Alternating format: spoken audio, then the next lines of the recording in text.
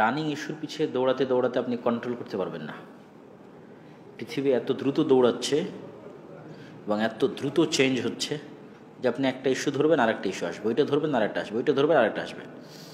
আপনিও দেখবেন যে শুধু যদি রানিং ইস্যু নিয়ে পড়ে থাকেন তাহলে দেখবেন জীবনে আপনি কিছুই করতে পারেননি, কেননা ইস্যুও কোনো দিন শেষ হবে না, আপনার গল্প, কমেন্টস, ফেসবুক পোস্ট, গণ্ডগোল, মারামারিও কোনো দিন শেষ হবে না।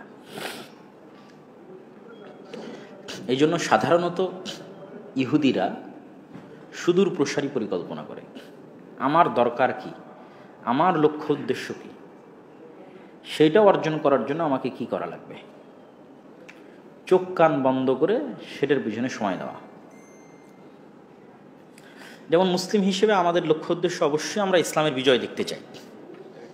তো ইসলামের বিজয় দেখতে চাওয়ার জন্য রানিং ইস্যুর পিছনে ছুটতে থাকা কতটা কার্যকরী আর সুদূর প্রসারী পরিকল্পনা করা কতটা কার্যকরী। আরও যদি একটু ইংরেজি মিলিয়ে বলি তাহলে একটা হচ্ছে অ্যাক্ট আর একটা হচ্ছে রিয়্যাক্ট। রিয়্যাক্ট মানে কোনো কিছু ঘটে গেল, তার পাল্টা পরিপ্রেক্ষিতে আমি রিয়্যাক্ট করলাম।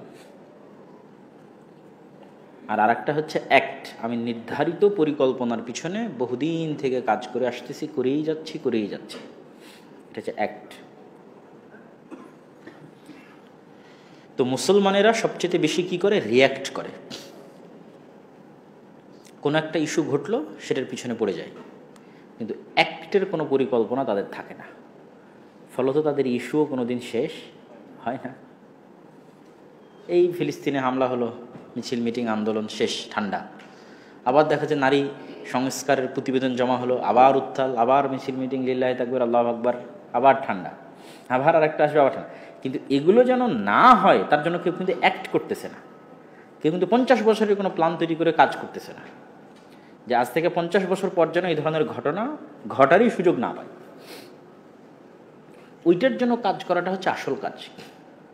আর মা জারায়াত তথা চলমান রানিং ইস্যুর পিছনে দৌড়াতে থাকা, সময় নষ্ট করা।